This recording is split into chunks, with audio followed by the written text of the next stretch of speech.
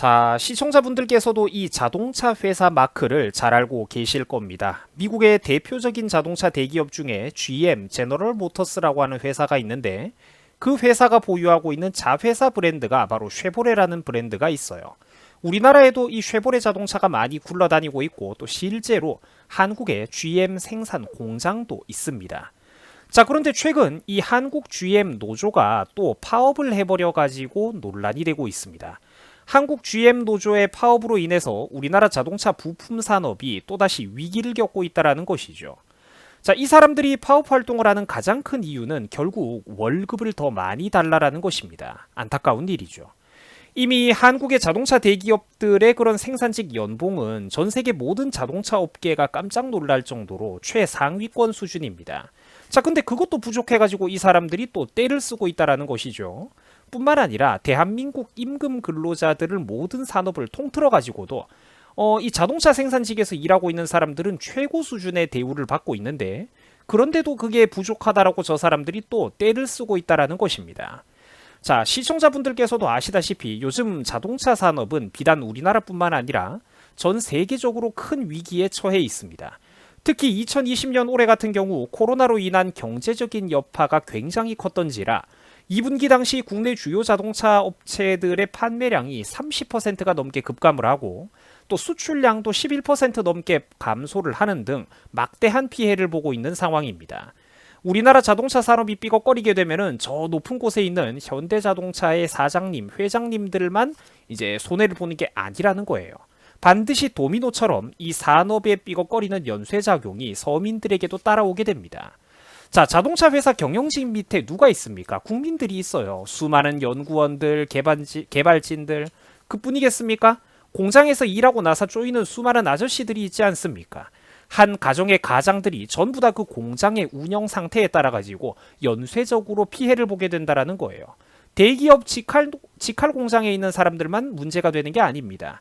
대기업과 연계되어 있는 부품 납품업체, 하청업체, 협력업체 등등 대한민국의 수십 수백 개의 중소기업들이 전부 다 이 자동차 대기업들과 연관이 되어 있는데 전부 다 연쇄적으로 엄청난 피해를 보게 된다는 거예요. 누구 때문에? 노조의 파업 활동 때문에. 자동차 산업에 이렇게 피해가 누적되면 누적될수록 누군가는 정들었던 회사를 그만둬야 될 거고 수많은 협력업체들 가운데 어떤 업체는 결국 더 이상 버티지 못하고 무너져 버리고 파산하게 될 겁니다. 그러면은 한 기업이 쓰러질 때마다 수많은 사람들이 일자리를 잃게 되겠죠. 그런 사람들이 밖에 나오면은 한순간에 백수신세로 전락하게 되는데 당연히 그 집안 전체가 풍비박산이 나고 밑에 딸려있는 식구들도 사는 게 팍팍해질 겁니다. 기업이 망하고 직장을 가지고 있는 근로자들의 수가 줄어들게 되면은 감소하면은 국가 재정 수입도 덩달아서 세금 수입이 감소하게 되는데 반대로 나라에 백수가 많아졌으니까 실업급여를 지급해야 되는 일은 늘어나가지고 나가는 돈은 많아지는 악순환이 반복됩니다. 국가의 세금 수입은 줄어드는데 실업급여는 많이 나간다는 것이죠. 다시 말해가지고 세상을 매우 단순하게 바라보는 바보들이 아니라면 다른 업계도 아니고 특히 우리나라 자동차 대기업 생산직의 파업은 절대로 좋게 볼 수가 없다라는 것입니다. 저 좋은 양질의 일자리를 꿰어차고 있으면서 감히 파업질을 해대고 있는 이런 사람들을 도저히 우리가 좋게 볼 수가 없다라는 거예요. GM 자동차 공장이라든지 기아 자동차 공장이라든지 현대 자동차 공장 생산직 이런 곳들은 대학교 나온 친구들도 솔직히 받아만 준다고 하면 서로 못 들어가서 안달인 매우 좋은 곳들입니다. 이런 좋은 일자리를 꿰어차고 있으면서 매년 해마다 분기마다 파업을 한다는 것은 있을 수가 없는 일이라는 거예요. 저게 결국은 우리 대한민국의 국가 경제를 전부 다 좀먹는 행동이라는 것입니다. 자, 그런데도 최근 GM 노조원들은 자기들이 배부른 줄도 모르고 감히 또 파업을 해대고 있습니다. 임원진에서 애써 내밀어준 그런 잠정 합의안도 부결시켜버렸습니다. 결론이 뭐냐? 돈 더 많이 내놔라 이겁니다. 니들이 내돈 합의안 그것보다 돈 더 많이 내놔라 이런 소리를 하는 겁니다. 하지만 방금 보셨다시피 이 자동차 산업은 우리나라뿐만 아니라 현재 전 세계적으로 위기를 겪고 있습니다. 이렇다 보니까 사람들이 하는 소리가 이기주의의 극치라는 비판이 나오고 있다라는 겁니다. 자동차 산업 전체가 위기를 겪고 있는데 함께 이런 위기를 헤쳐나가려고 힘을 합치기는커녕 월급만 더 달라라고 생떼를 쓰고 있으니까 이 비판이 나온다라는 것이죠. 지금 바깥의 경제 상황이 돌아가는 게 얼마나 무서운지 쥐뿔도 모르면서 배부른 소리를 한다라는 거예요. 밖에 나오면은 할 줄 아는 거 아무것도 없는 양반들이 세계적인 대기업들이 보호해주는 그 따뜻한 온실과 울타리 속에서 현실을 모르고 철없는 떼를 쓰고 있다라는 것입니다. 임금 더 달라, 철수할 거면 어디 한번 해봐라, 배째라, 이런 식인데 이게 당연히 이기주의가 아니고 뭐겠습니까? 저러다가 공장이 실제로 망해버리고 미국 GM 본사에서 더 이상 한국에 투자 못하겠다라고 투자 철수를 내버리면 그때는 어쩌려고 그럽니까? 이기적인 귀족 노조들만 문제가 되는 게 아니라 저 밑에 딸려있는 수많은 협력업체 중소기업의 사장님들과 직원들이 전부 다 연쇄적으로 피해를 본다라는 게 문제입니다. 선량하고 성실한 사람들도 전부 다 피해를 같이 보는 게 문제라는 거예요. 자, 그렇다 보니 이렇게 추운 겨울에 비까지 맞아가면서 협력업체 사장님들이 이제 100명 넘게 이렇게 길바닥에 나와가지고 한국 GM 회사 앞에 가서 제발 파업을 자제해 주십시오라고 눈물의 호소를 하고 있는 상황입니다. 그러니까 노조원들이 파업하는 거하고 지금 이 사람들의 집회는 전혀 성질이 다른 것이죠. 제발 파업을 그만둬 주십시오라면서 협력업체 사장들이, 임직원들이 비를 맞으면서 한겨울에 눈물의 호소를 하고 있는 상황입니다. 여러분, 이게 얼마나 안타까운 일입니까? 중소기업 협력업체 사장님들, 임직원들이 신제품 연구개발 코피 터지게 하고 경영혁신에만 매달려도 부족한 판국에 노조의 이기적인 행동으로 인해서 한국 GM자동차 지사와 투자금 전체가 날아가게 생겼으니까 이런 일에 수많은 중소기업 사장님들이 정력 낭비를 하고 있는 현실이라는 것입니다. 이게 진짜 국가적으로 보면은 얼마나 손해가 큰 일입니까, 여러분? 세계에 뛰어나가가지고 다른 나라 제조업체들과 힘든 경쟁을 해야 되는데 이런 곳에다가 사람들이 몸 버리고 시간 버리고 마음 버리고 정력 낭비를 하고 있다라는 거예요. 이 국가적으로 손해가 얼마나 큰 일입니까? 한국 GM자동차는 최근 파업의 여파로 인해서 막대한 피해를 봤다고 하는데 그게 어느 정도냐면 이제 11월 달 자동차 총 판매량이 2만 대 수준에 그쳤다라고 합니다. 이게 얼마나 큰 피해냐면 작년과 비교했을 때 무려 50% 넘게 감소한 수치라고 합니다. 자, 자동차를 많이 못 팔면 당연히 자동차 회사는 새로운 차를 개발하기도 부담이 되겠죠. 그리고 기존의 직원들에게 임금을 주는 것도 힘들어지게 될 겁니다. 자, 그런데 신제품 개발, 신기술 개발을 빨리빨리 못하면 회사는 점점 더 어려워지는 악순환에 빠집니다. 왜냐? 오늘 끝냈어야 될 일을 오늘 제때 못하고 내일로 미루면 그만큼 회사 전체의 경쟁력이 떨어지기 때문입니다. 이러니까 열심히 회사를 경영하고 신제품을 개발해봤자 귀족 노조가 한번 이렇게 월급 올려달라고 떼를 써버리고 징징거리면은 이런 말도 안 되는 외부적인 노답 요인들로 인해서 내 노력과는 무관하게 회사의 판매량 전체가 50%씩 감소를 해버리는데 자, 솔직히 경영자들 입장에서 우리가 바라보자면은 입에서 욕이 나올 만한 상황이죠. 화가 날반도 하다라는 겁니다. 경영진들은 잘못을 한 게 없는데 자기 잘못이 아닌데 회사가 흔들린다라는 거죠. 진짜 오버워치나 롤의 비유를 해보면은 팀운 개판이라는 겁니다. 한국에서 기업 경영을 해보면 팀운이 개판이라는 거예요. 자, GM 자동차 노조가 깝치니까 이제는 기아 자동차 노조까지 덩달아서 난리를 쳐대고 있습니다. 자, 이쯤에서 우리 학생 여러분들 한번 보세요. 한국에서 기업 경영을 한다는 게 얼마나 개 같은 일입니까? 그죠? 이래가지고 기업 경영을 해 먹겠습니까? 전부 다 해외로 나가가지고 다른 나라에서 공장을 짓거나 회사를 아예 팔아버리고 매각해버리고 부동산이나 건물주를 하는 게 차라리 속이 편하다라는 거예요. 그런데 자꾸 나라가 저런 방향으로 흘러가게 되면은 우리 국가 전체의 경쟁력은 계속해서 떨어지게 될 겁니다. 자, 이쯤 되면은 한번 생각을 해보자고요. 진짜로 우리 대한민국의 경제 발전을 가로막는 사람들이 누구입니까?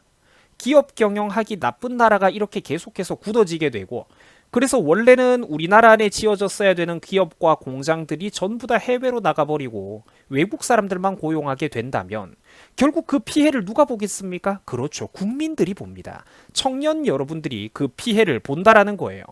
여러분들의 신규 일자리 고용을 가로막는 게 누굽니까? 생각을 똑바로 해보라는 거예요. 피와 구분을 똑바로 해보자라는 것이죠. 우리 인생에 진짜로 피해를 입히는 게 저 높은 곳에 있는 재벌들이냐 아니면 자기들 밥그릇을 쥐고 놓지 못하는 이 귀족 노조원들이냐 우리가 똑바로 생각을 해보자라는 것입니다. 자, 보세요. 한국 GM자동차의 이번 11월 달 들어서 판매량이 노조 파업으로 인해 가지고 작년과 비교했을 때 판매량이 반토막이 나버렸다라고 합니다. 작년과 똑같이 판매량을 현상 유지한다고 해도 그 제자리 걸음이다 보니까 사실은 회사 경영이 어려워지는 것인데, 자, 시간이 1년이나 흘렀는데도 불구하고 발전하기는커녕 오히려 뒤로 퇴보를 해버리고 있으니까 이게 기업을 경영하는 사람들 입장에서는 얼마나 기가 막히고 화가 나는 일입니까? 누가 이런 나라에다가 회사를 차리고 공장을 짓고 투자를 하고 경영을 하겠습니까? 안타깝다라는 것이죠. 안타까운 일입니다. 제가 예전에도 한번 이런 말씀을 드린 적이 있는데 절대로 과장이 아닙니다.